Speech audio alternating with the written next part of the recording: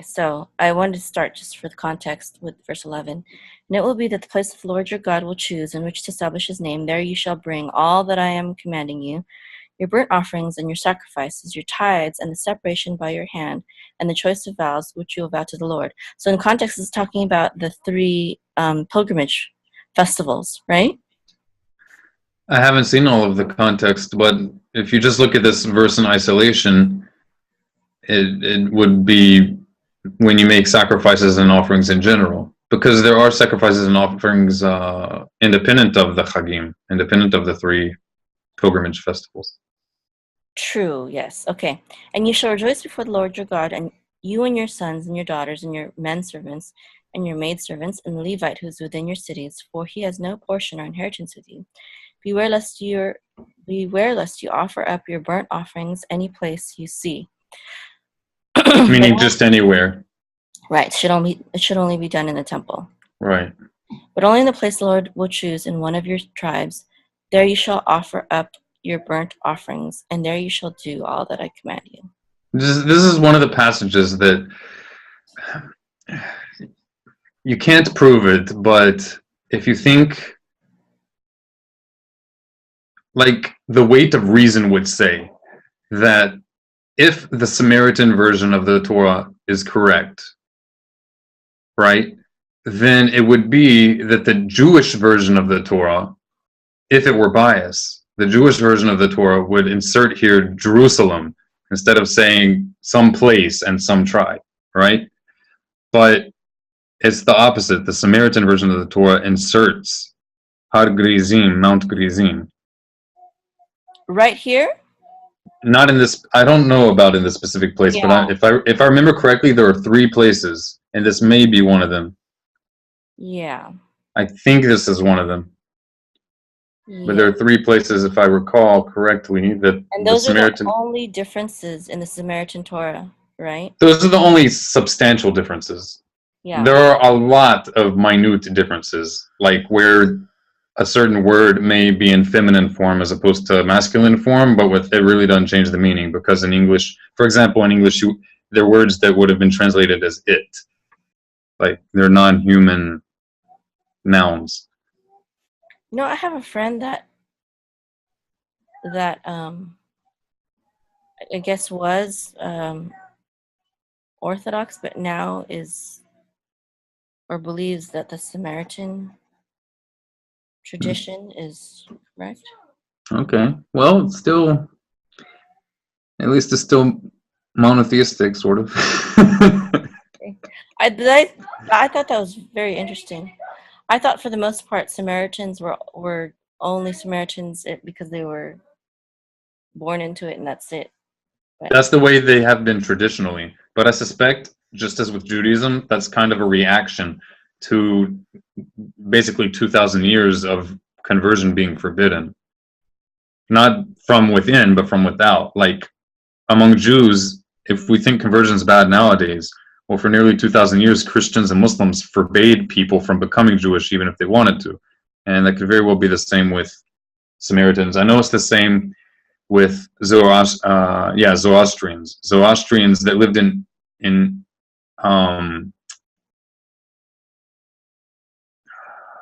there's a difference also between 2 Zoroastrian groups. Yeah. Mm-hmm. With regard to accepting converts. I think I met a Zoroastrian in England. He was telling me that they were dying off. Right. Because most Zoroastrian groups don't accept converts, but it seems to be a pattern in groups that have endured centuries upon centuries of living in societies where those outside of your religion don't allow people to become converts. So then they kind of internalize this idea that, oh, now we're in a free world, but we don't accept converts. Yeah. Kind of like they were socialized into that mentality. Yeah. Sad. Okay, so this is the one. This is actually the verse that I was talking about. Is this now? Would this particular verse give it more context to indicate that it was talking about the pilgrimage festivals? However, in every desire of your soul, you may slaughter and eat meat in all your cities. I would say to the contrary, like,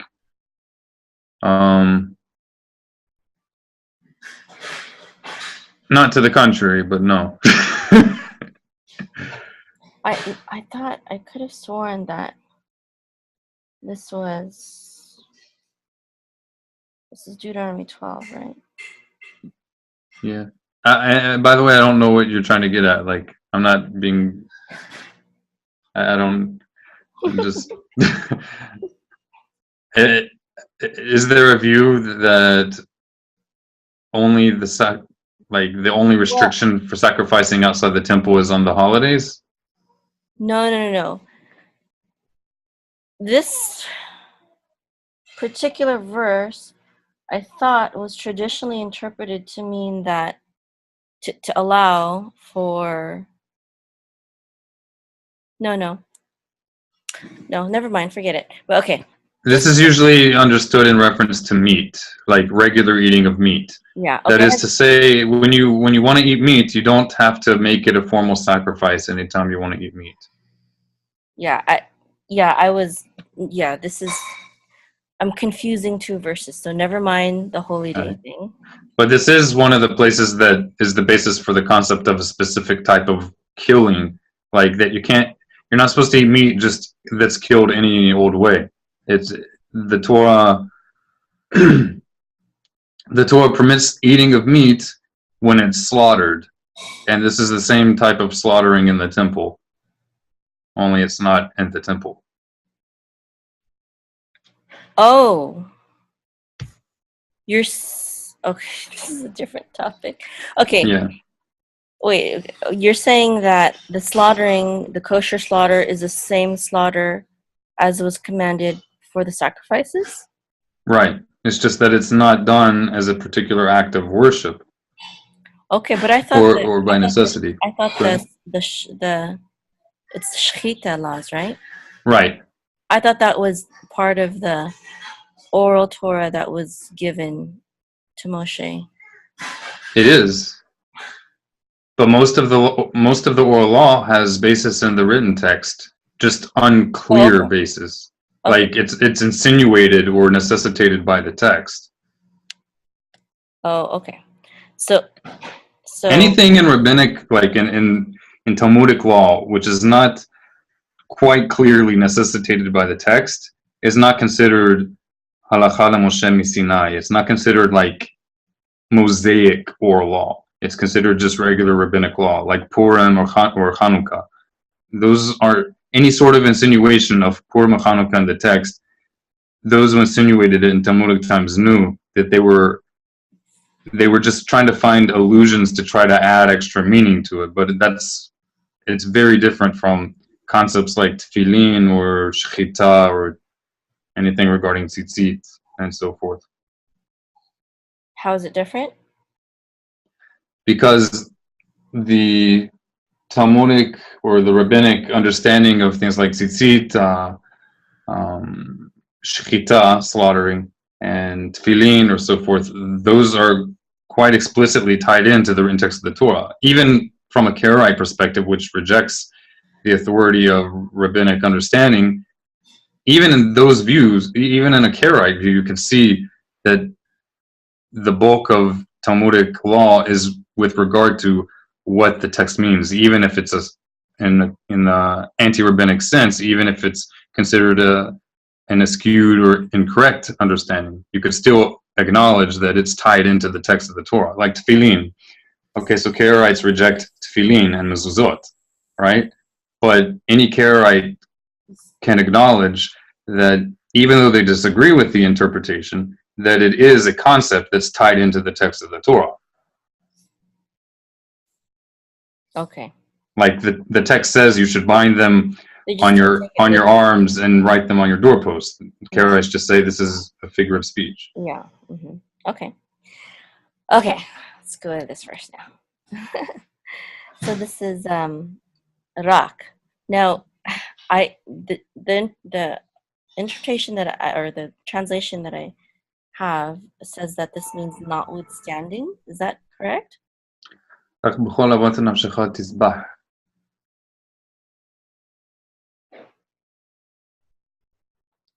Or It would. I guess you could translate it as notwithstanding, depending on how you would go on to translate the rest of the sentence. Uh-huh. But the word rak by itself would mean just, as in only, not just as in righteousness or Okay. justice. But you could Only. say just or only or except. You could Okay. also say except. Bechol ot, in all. Awat, avat. Oh, sorry. Bechol avat, and that is, what's avat? Desire. Okay, desire. Now, Desire of. what's the difference between this and ot, as in sign? The root of the word ot for sign has aleph and tav as the root. And here the root is aleph vav tav. I'm sorry, aleph vav he. Oh, okay. Okay. Here the tav is replacing a he. Okay. So this is nafshecha, your soul. Right. Tizbach. You you will kill. Right. You will slaughter. It's specifically slaughter. And Because, slaughter means by slitting the throat. and this specifically means slaughter by killing by That's slitting. what's the word slaughter means slitting the throat in Hebrew. Oh, okay.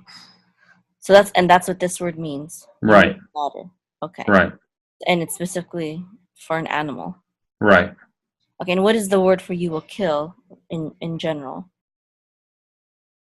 Killing in general as opposed to murder. The regular word for killing is laharog. Taharog. Okay. That would be taharog. And murder would be tirtzach, like in the Ten Commandments, al tirtzach. Okay. So this is specifically you may slaughter. Right. Ve'achalta. And and you will eat. Vashar. What? Well, this says vashar.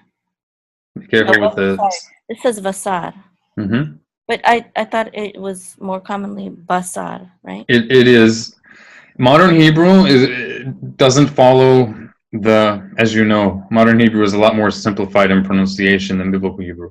So in modern Hebrew, the rule is that a when it comes to BeGeD KeFeT letters, you aware of BeGeD KeFeT letters? Yes. Right. So BeGeD KeFet's an acronym: Bet Gimel Daled Kaf Pe Tav. So these letters are the only letters in Hebrew that, depending on whether or not there's a dot in it, it will affect the actual way in which the sound is made. It'll be a different sound, in other words, a related but different sound. So in modern Hebrew, a BeGeD KeFet's letter is always going to be with, as though it's with a dagesh at the beginning of a word in modern Hebrew. Right? I Oh, think okay. maybe in very academic modern Hebrew, maybe they more strictly follow the rules. But in biblical Hebrew, that's not the rule. In biblical Hebrew, sometimes a BeGeD KeFet letter at the beginning of a word will be without a dagesh, without a dot. So that's a modern rule, the BeGeD KeFet rules? BeGeD KeFet rules are ancient Hebrew. The modern rule is sort of like the simplifying of those rules. Okay, I got it. Okay. So this is meat or flesh. Right, right. And whether or not that would be a bet or a vet at the beginning of the word depends on the letter that comes before it, the last letter of the previous word. And I don't remember everything about the rules that as to Yeah. how that determines it, but I know it has to do with the last letter of the previous word. Okay. Can we talk about BeGeD KeFet for a while? So I Sure. know that anciently it was like bet vet. What was the gimel sound? What was With a dot, a regular G, G. Without a dot, R. oh ra Almost like a chaf, but closer to the French R. ra. Oh, so Yeah, yeah. you're making the G guttural. Right. Okay. How about Dalid? How is that different? With the dot, it's like a D, regular D. And of course, we could get extremely like neurotic with like the exact way because there are different types of regular D sounds actually. But for simplicity's sake, with a dot, it's a D sound. Without a dot, it's a TH sound, as in the word they or them, as opposed to Oh, TH in the word three. oh, okay. Without a dot. Now, Right. the Yemenites still pronounce it that way? Yeah. Yemenites have the most accurate pronunciation of any community. Oh, wow. Okay. That's without a doubt. That doesn't mean that that doesn't mean that every single aspect of their pronunciation of Hebrew is perfect. But like if you're talking about overall, it's far and away the most accurate. Okay, and I know. After them I'd say Iraqis and then Middle Eastern Jews in general. Mhm. Okay, so then I know Kaf and Chaf, Pain, Fe, and Tav and Thav before. Right. Okay, cool. Okay, Yep. so this is Kevirkat. Mm-hmm. Like or according to the blessing of Good. Hashem. So this is from Bracha, right? Good. Elohecha, your God, Asher, that Natan Lach, Lecha. sorry, not Natan Lecha, he gives to you, Bechol She'arecha, in all your gates, Hatame, the unclean, Good. Veha Tahor, and the clean.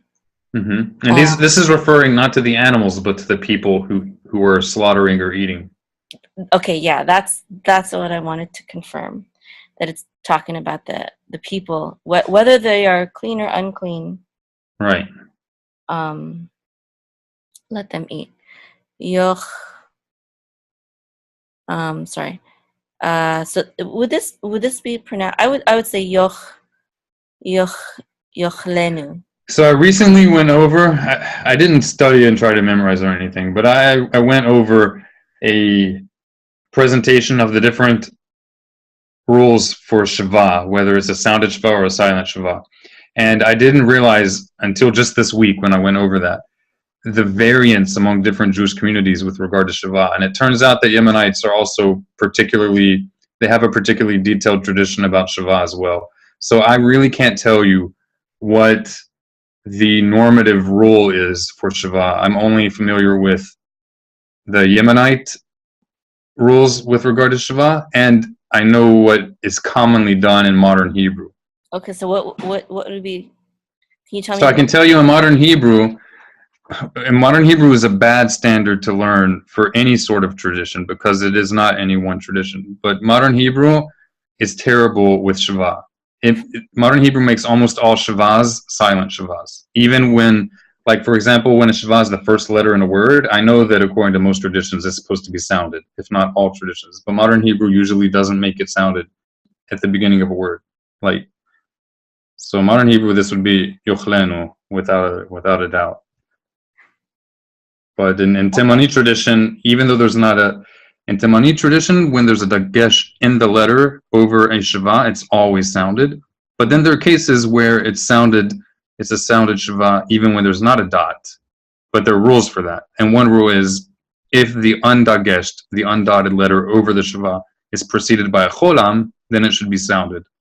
So here it would be yochalenu. Oh, okay. Yeah. I was thinking the presence of the aleph before would make this sounded, but I don't know. Here the aleph is totally not pronounced. Yeah. Well, Aleph does have a consonant sound, but here it would not. Because of the yud, right? Because there is no vowel associated with the aleph here. That cholam is associated with the yud, not with the aleph. Okay, and this I know this is like it's ochel, right? Just like Right. over Ochel. here. Right. Ochel. But so what is the presence of the yud do? You know this.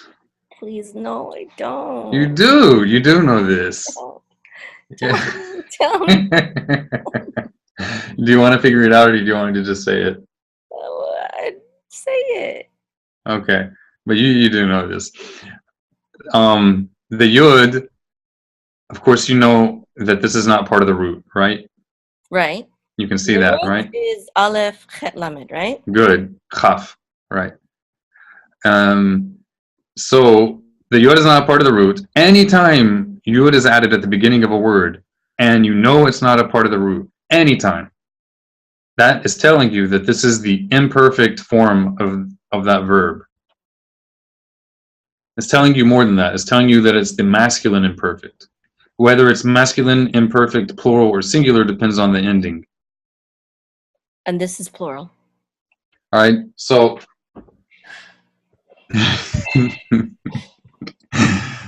all right, let me read, because this ending, the nu, believe it or not, can have more than one meaning. All right, and it's not the essential meaning of the word, but it can have more than one meaning as with regard to what pronoun it would be. So let me read through the whole sentence, because it's impossible to know that just by looking at the one word. All right. רק בכל אהבת נפשך תזבח, ואכלת בשר, כברכת אדוני אלוהיך, אשר נתן לך, בכל שעריך, הטמא והטהור יאכלנו, כצבי וכאיל. All right, so this is an example. I don't know if you remember me telling you, but I've told you before. You know how nu usually makes it plural possessive, right? Meaning like our something. Right. Right? So the nu, as I said a few minutes ago, it can actually mean more than one thing. Yeah, this is not plural possessive. No. So here it just means it. Usually when you want to say like it they attached to a word, go ahead. Like the clean and unclean may eat of it. Good. Usually in this form you would say yochlo. Like if I wanted to say he loves him, you would say hu ohavo, he loves him. And this is a very abbreviated way. In modern Hebrew, usually they go with the longer way unless it's academic or literary. But you would usually have like the reference to a him when it's added to a word in the most abbreviated form. You would usually have o instead of nu, but sometimes you have nu, as in here. And there's also another way, like if you have a verb or an action and you want to direct it to some object, in the same way that you would use et. So you also have the option of not using et and just attaching the object directly to the verb. So like I could say ani ohev otach, right? Ani ohev otach, I love you, right? Yeah. So that's using et to inform you of the direct object which receives the action of the verb that you love. But you could also say with the same exact meaning, instead of ohev otach, you could say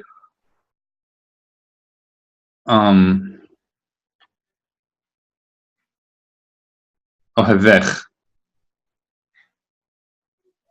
Ohevech. I love you. Okay. Yeah. And you attach the ech yes to the word and remove the right. So you could do that here with nu also. Hu yohavenu, like he loves us. Okay. But that's not the case here. And when you're learning Hebrew or any language really, you want to first learn the general rule. You don't want to focus on all these different so this is exceptions. Yochlenu, this is they may eat of it. Right. Okay. And if you can remember it, that's great, but this is not something that I would recommend someone to try to hammer into their head, because it doesn't usually appear this way. Okay. Usually the nu is plural possessive. Okay. But just not in here. Not here. And there are other cases, but okay, so this is katz v as the gazelle, right? Right, but ka is usually translated as or like. Yes. But here you would say whether. Okay. Well, it's translated as I think in That's hyper literal. It would be in a good translation would say whether it be deer or whether gazelle. Okay. Vecha ayal. Good. And I know it's heart. Well, in the translation, it's heart. Or no, right. Gazelle. Oh, so this is deer. This is deer, and this is gazelle. There's some debate about this, about the identification of biblical animals. Because I was setting a different one, and I think this was gazelle, and this was heart. Yep. Yeah. I thought that Sevilla was deer for a long time. Maybe a year or so ago, someone corrected me. There's dispute Correct? about it, and I've not. It's not something I've deeply investigated, so I don't know. Like maybe you can prove relatively definitively one way or the other, but I know. whether or Let's not ask it. Google. Go ahead. I said, I know. Let's ask Google. No, it's going to take a lot more investigation than Google, because Google's just going to give the popular modern Hebrew. Um, there you go. Oh, for okay. You really shouldn't trust modern Hebrew or Google for identification of biblical animals. Okay, fine. Okay. Now I think I understand now what the purpose of this is. It's so I thought it was talking about the holy days, but it's not. It's talking about how um if you want to slaughter something for Hashem, you do it at the temple, right? Right, But in verse 15 it says, but if you want to just eat for yourself, you can slaughter it anywhere. right. And notice it's kind of interesting here. I'm open to the criticism that I might get for saying this. It's fine. So feel free to debate it. But I'm not one to, okay, I'm not saying this to endorse Rav Kook, but Rav Kook is known for explaining this in a way that I agree with his interpretation. He points out that the fact that the Torah here makes the point that it doesn't just say, but if you want to eat. Rather, it says, if you have like a strong desire. Tava is not just like you want. It's a strong word for desire. So the fact that the Torah goes out of its way to say, if you have like a real like urge to eat meat, it's very strong in this wording. This insinuates that, like, ideally, you could read into this that it may mean that you're not supposed to, you would ideally not be eating so much meat. Uh-huh. It's like, if you have to, because your urge is just so great, then this is what you do. Okay. So you are promoting vegetarianism. No. You are. I'm saying that I'm not a vegetarian, I but know. But you're saying that that's ideal. At least it to not it seems that way. to be primarily vegetarian, at least. Not Yeah. I'm not saying that coming from that assumption. It seems that way to me. I mean, I'm well, fine with someone debating that, but I think it is healthier to eat mostly vegetarian. yeah, I think so too. But that's independent of what the verse says. I mean, certainly the According to the priests. verse, Go it's ahead. saying if you really, really, really, Right, really want to eat meat, right. then you can also. So it's saying normally you should probably reserve meat eating for sacrifices, right? Right, sacrifices and the high holidays. It was something very special in rabbinic law. It's very special to be eating meat on the high holidays, which Okay. also, in the context of rabbinic law, insinuates that meat was not something that people were just always gorging down their throats. It was something special. Mm-hmm. Um, My vegan friends will be very happy that you. and they wouldn't be happy with what I'm about to say now. This Oh, is clearly not. This is clearly not the apparently not the desire of the Torah with regard to the priests serving in the temple, because they were eating meat all the time. They were like, that's because and they. the Talmud talks about some problems they had, like because they ate so much meat. Oh, like constipation. I don't know. I don't remember. How do you say constipation in Hebrew? Atzirut. Okay. It means stoppage. Oh, okay. La'atzor, ta'atzor. It means to stop. Alrighty. Okay, so that's what. Okay, I think a lot of people get this mixed up, and they think unclean and clean, and they go, "Oh, look, see, the Bible is saying that that it's okay to eat unclean meat," but that's Yeah, I can see how someone would think that. that's not the context. It's saying whether you are ceremonially clean. Right, because it's talking about in contrast to meats sacrificed in the temple, which are meats that only the pure are allowed to eat, pure humans, that is. I could see how someone would say that if they were very ignorant of the Torah. Yep, yep. Like I've never heard someone say that before. You've heard people say that before? Yeah. Wow. I used to wonder that, and I thought no, that can't be what it said. But Well, so you weren't ignorant. You just were scratching your head. well, Like, it's just that I don't when an interpretation goes out of, I feel, character to God, then it's like, well, that must, even though it looks like that must not be it, because he wouldn't say you can't eat unclean meat somewhere else. right. Consistency is the hallmark of truth.